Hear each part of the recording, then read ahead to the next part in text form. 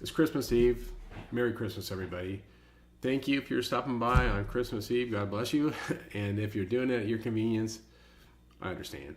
But I appreciate you giving me a little bit of your time. You know what I want to talk about today? Just a really quick post today. I want to talk about a HousingWire Power House podcast by the HousingWire president, Diego Sanchez. He hosts Frank Martell from loanDepot, the CEO of loanDepot, in a podcast last week. I just listened to it yesterday, and some of the points really struck me, and I want to share them with you. So first, let me tell you, I'll show you how you can get to it. I'll put links below, and then we'll talk about it a little bit. So here you go.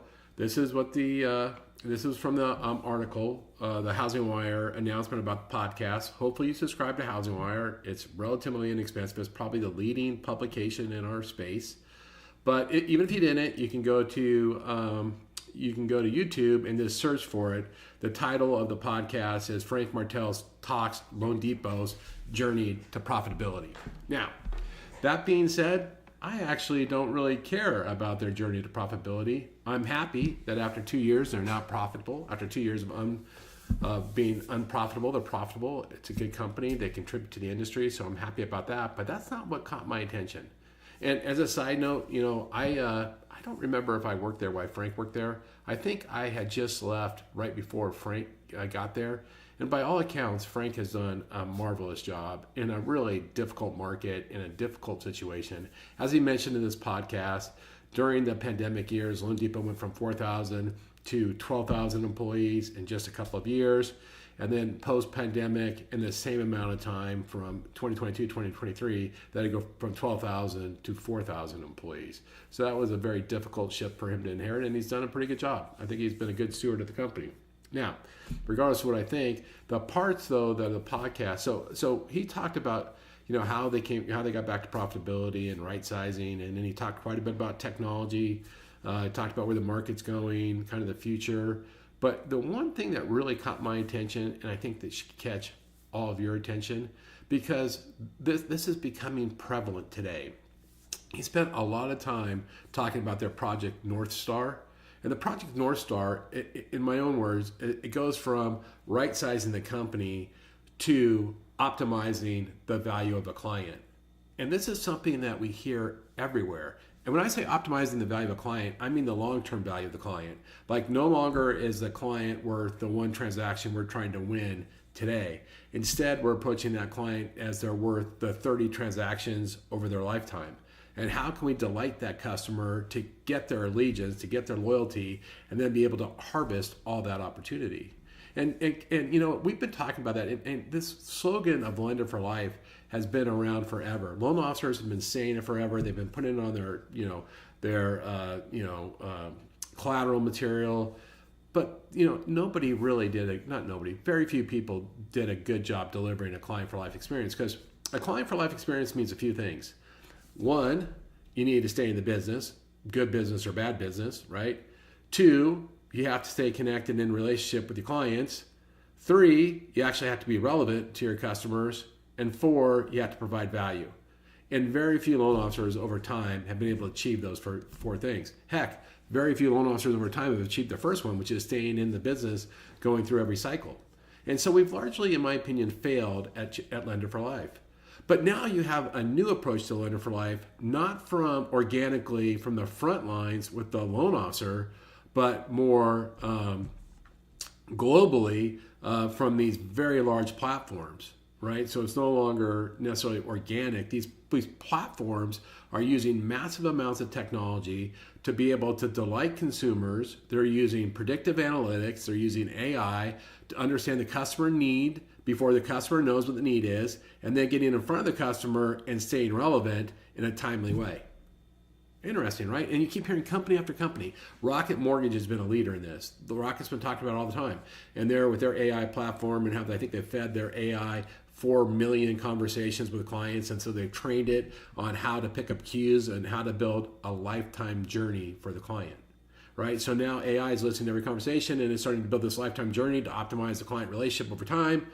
Super powerful. Rocket's been a huge leader. But you also hear You definitely see servicing companies doing the same thing. Servicing companies go, hey, look, we service 1 million customers, or we service 4 million customers, or 7 million customers, or as Frank said, they service 400,000 customers, right? We already have a relationship with those customers. How do we optimize that relationship over time?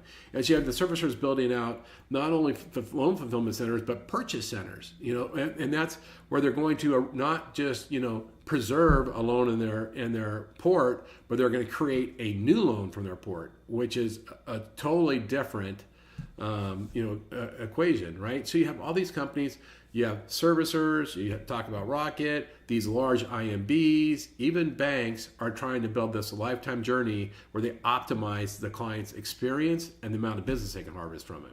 So my question is, if you're a loan officer, what does this mean to you, right? Well, the first thing is your company building the same thing out, right? Is your company building the same opportunities for you to harvest the opportunity over time? But let me ask you something. Let's say you're lucky and you work with a company that is working on that. May not be built out, but is working on that. Let me ask you though, do you own that relationship, or does your customer own the relationship? Right? Because if the company builds all the plumbing and the company builds all the value to the customer, if you were to leave the company, does the company follow you, or does a client follow you, or does a client stay at the company? So I guess my argument is, even if your company is building this lifetime journey with your customer, you're going to have to put some added value, some added stickiness to it if you want to reclaim that client as your own, right? You just can't defer to your company to do that for you, or in the end, it won't be your client. And if you're outside and your company isn't working on all this stuff, then you better be subscribing to technologies that allow you to participate in the same way. You better get really good at relationships, all the 4 things I talked about. You better get good at them if you want to compete, because everybody's trying to steal your client, everybody's trying to steal your customer, and they're doing it more meaningfully today. So what I suggest, check out, I'll put links to this podcast below. I've already showed you how to get to it. Check out this podcast, and when you listen to it, you keep hearing the same themes, whether it's coming from Rocket, or it's coming from call centers, or it's coming from servicing, or from large banks. They're going, how do we build long-term relationships with the customer? And then they're saying, how do we fulfill that customer where the customer fulfills it themselves, or through technology? So if you're the one that actually provides the human touch, the sales touch, you really got to look around and go, what's my value? How do I stay relevant? Now, there's a place for you, so don't worry, but just don't put your head in the sand. Get in front of this. So listen to the podcast. I did a write-up to this earlier today on LinkedIn. Check out my LinkedIn. I try to put relevant, industry information that tries to decipher the signals on where the puck is going. What do we have to get good at? Today, we have to get really, really good at relationships. And remember, you got to stay in the business. You got to stay in relationship with the borrower. You got to stay relevant, and you have to add value. That's the strategy for Customer for Life. That's how you do it. And then if you can add to that, doing some predictive analytics, predictive advising, where you can start to perceive their need before they do, so you're there before they need you, so much the better. But there's plenty of ways to win in here, and I hope you guys win. With that, hope you have a great Christmas Eve. Have a great holiday. I'll do a non-industry post tomorrow if you guys want to check it out, but I hope you enjoy time with your family. Thanks so much. Have a good holiday. Talk to you soon.